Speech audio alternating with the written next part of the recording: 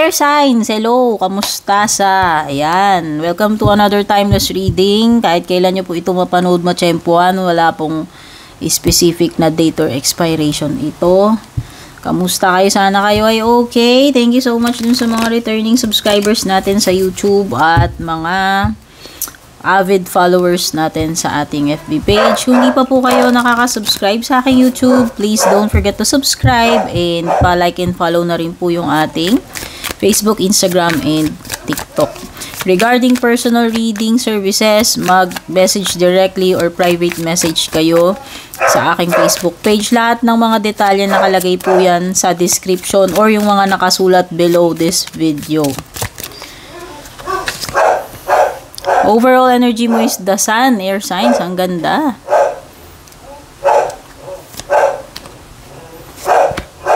Challenge mo is 9 of Wands. What's next will be the King of Cups.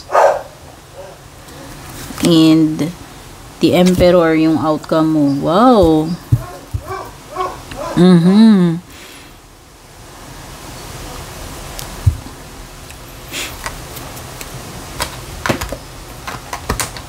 So, yung overall energy mo is the sun.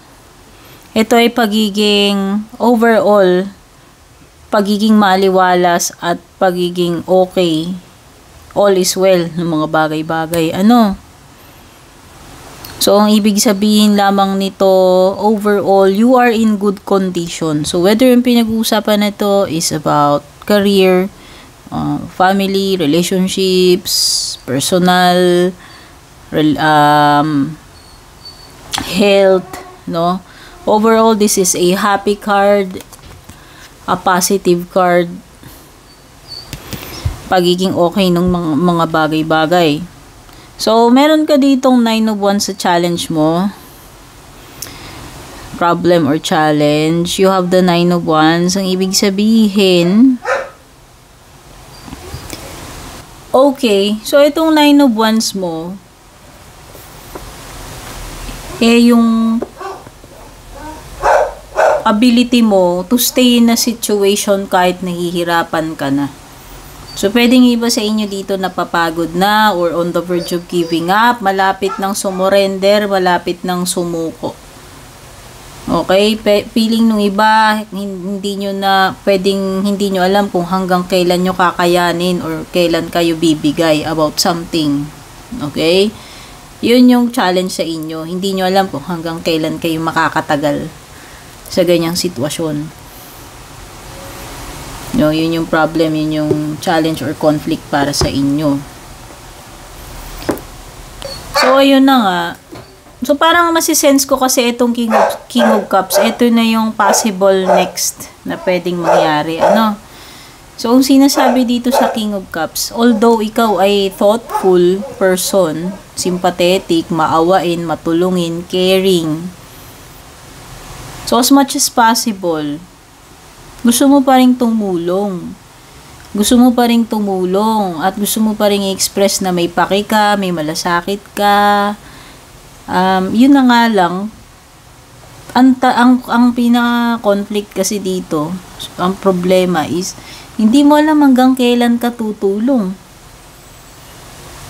Hanggang kailan mo kayang tumulong. Kasi pwedeng ikaw mismo na-exhaust ka na rin. Halimbawa, palaging may relative or kung sino man tao na panayang hingi ng tulong sa'yo, whether sa financial yan o sa ibang bagay. Parang, mahalaga sa'yo yung person na yun, you care, gusto mong tumulong. Pero alam mo yun, na pwedeng nadideplete ka na nitong person na to, parang vampiric siya nasa-siphon ka niya na de-drain ka na rin. Somehow, na-de-drain ka na. And hindi mo alam hanggang kailan mo maho-hold dyan. Hindi mo alam hanggang kailan ka makakatagal sa ganyang situation or hanggang, yun yung challenge mo. Although, i-show mo pa rin dito sa tao na to na you still care, no?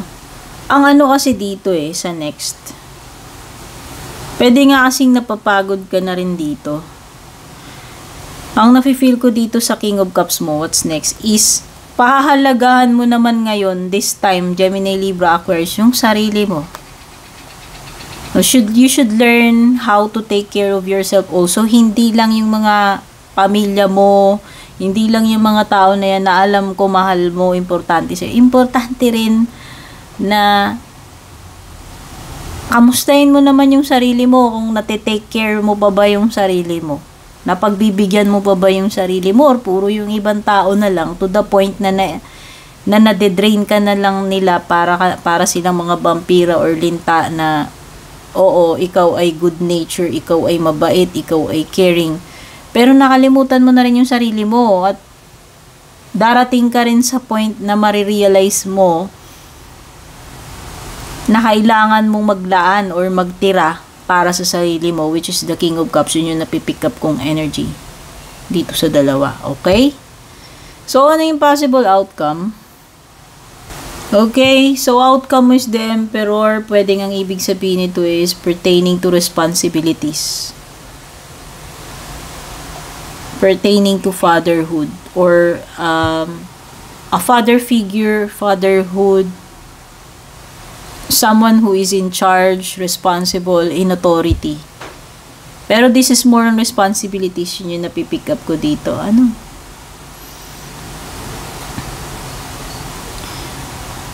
Okay? Paano mo i-manage yung mga bagay? Paano mo hawakan yung mga responsibilities na yan? So, itong outcome mo is like a confrontation. Hindi ko alam. Parang merong something dito about confronting. Whether ikaw confronting someone or someone confronting you or you confronting yourself. Hindi ko alam ano to. Bakit mo i-confront yung sarili mo. Pero pwedeng these are challenges pagdating sa pagka-handle ng mga responsibilities. So, whether you becoming overwhelmed of your responsibilities or whether you hindi mo nagagawa, pwedeng ganun pwedeng napapagod ka na, nahihirapan ka sa mga obligasyon, responsibility, or nahihirapan kang gampanan, gampanan yung role mo and yung responsibilities mo. Okay? So, paano mo i-manage itong mga conflicts na yan regarding responsibilities or paano mo i-handle itong mga responsibilities mo? Yun yung outcome mo. Kasi, may mga bagay dito sa ayaw at sa gusto mo is still your responsibility. Kahit na napapagod ka na, nahihirapan ka na, hindi pwedeng, kumbaga parang you have no choice or hindi mo siya pwedeng bitiwan kasi nga, it's still your responsibility whether you like it or not. So, yun yung pinaka-outcome mo. Being able to handle these responsibilities na nakapatong sa iyo. Whether you like it or not. No? So, when it comes to your love life,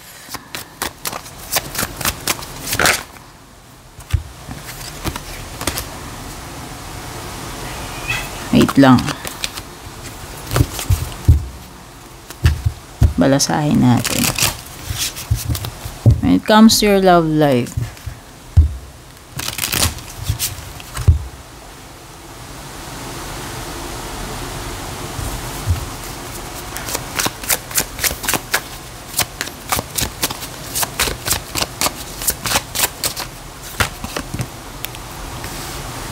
time. Pwedeng problema ngayon sa inyong dalawa ng partner mo, asawa mo, jowa mo is time. Pwedeng kulang kayo sa panahon sa isa't isa. No? Ibig sabihin, kailangan ninyong maglaan ng time for each other. Pwedeng yan yung overall energy ninyo, no? Something about, commitment or time. Paano bibigyan ng time yung isa't isa. Pwedeng kinakapos na kayo sa oras sa isa't isa. Pwedeng pareho kayong abala sa mga responsibilities ninyo, mga gawain, trabaho, etc. At pwedeng, yun na nga, nawawalan na kayo ng time sa isa't isa. And then, alam naman natin na kapag nawawalan ng yung mga magjojowa ng time sa isa't isa, pwedeng, ano ba tawag dito? nagkakalamigan, sabihin na natin. Kasi nawawalan na kayo ng hindi nyo na makip yung commitment ninyo na maging active kayo sa isa't isa. Ayan, kape tayo guys. What will be the challenge kaya sa inyong dalawa na itong person mo?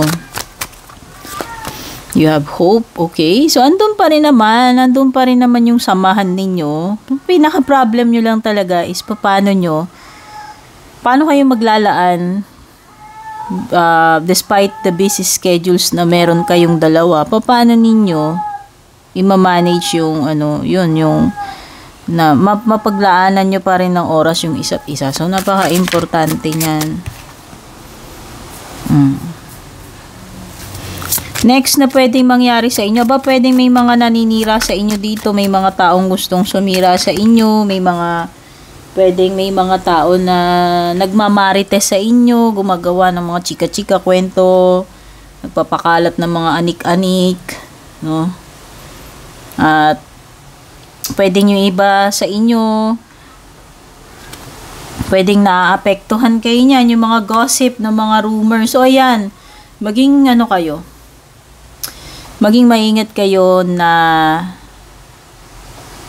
instead na pagtuunan ninyo ng pansin yung mga sulsul, mga chika-chika, mga naririnig ninyo negative na ginagawa ng mga marites pakialamera sa buhay ninyo magjowa, mas maganda pagtuunan nyo na lang ng pansin yung isa't isa. Ang pinaka-importante naman dito, hindi yung mga chismis na pinakakalat nila, kundi kung ano yung totoo. Kayo rin naman ang nakakaalam ng totoo about you and your person. Kaya, kung ako tatanungin, kung may mga darating man na ganyan, kasi nasa next siya kung may mga paparating man na ganyan, huwag niyong pansinin. Kasi yan lang yung mga pwedeng makasira sa importante, alam niyo isa't isa. Okay? So, outcome is irreplaceable. Diba? Nag-jive naman yung mga cards nyo, mukhang tugma naman.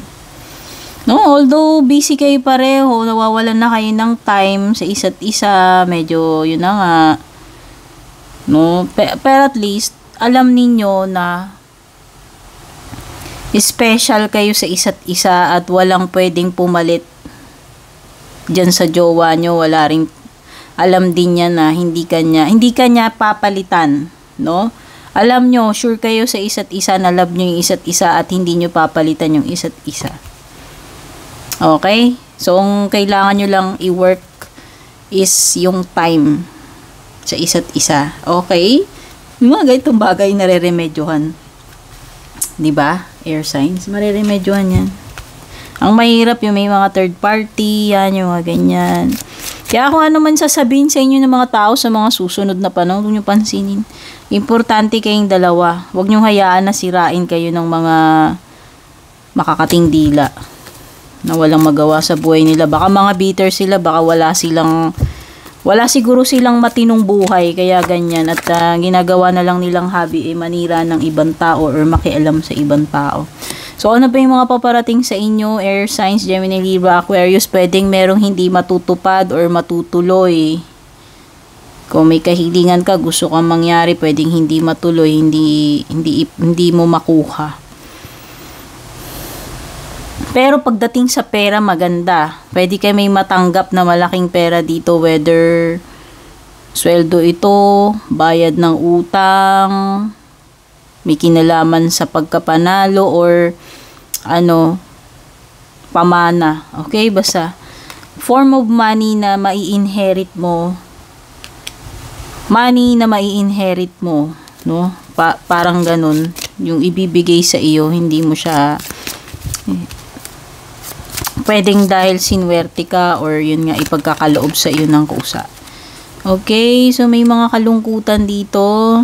Yung iba, may mga moments na malulungkot kayo or maiiyak kayo. Pwedeng isa to sa mga paparating. At may mga sunod-sunod na events dito na makaka-apekto greatly sa magiging buhay mo. Ano kaya to, no? Parang magkaka-relate itong events na to, magkaka-connect or sunod-sunod na malaki yung magiging impact sa buhay mo, air signs, in the future. So, tignan na natin yung closing message, advice para sa inyo. Gamit itong aking bagong deck na paborito ko ngayon. As you can see guys, paborito ko to. Ayan, sa paborito ko. Gamit na gamit siya mula nung binili ko yan. Ko alam, gusto ko energies niyan. Tsaka kahit ganyan siya, kahit di siya tarot, para sa akin accurate siya pag ginagamit ko ha. Partnership and collaboration. Ayan. Itong partnership na to, pwedeng sa business, pwedeng sa romantic. Okay, may kinalaman sa mga partner ninyo, karelasyon ninyo. Sa negosyo man ito, asawa o jowa, ano? Kung sino ba yung mga makakapartner nyo dyan o makakasama ninyo, okay? Kaduo ninyo.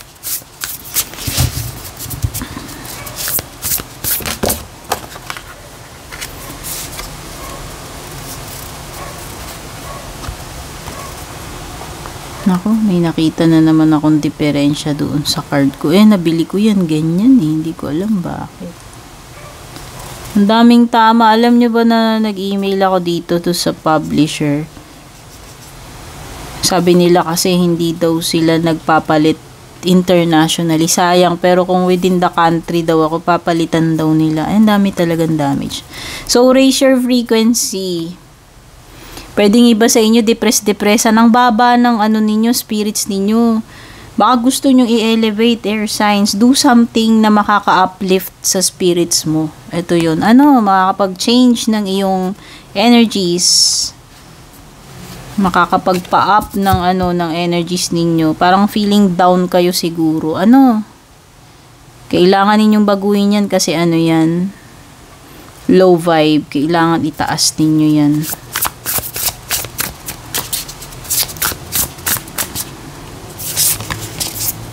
You have, wait and listen. Parang lumalabas sa mga Gemini ito. Maghintay Gemini, mag-observe ka muna. No, siguro dapat maghintay ka muna, ipagpaliban mo muna kung ano man yan. Mas makakabuti na palipasin or maghintay. Okay? So, eto yung mga messages na nakuha ko dito sa timeless reading ninyo. I hope you like it. Gemini, Libra, Aquarius, take care. God bless.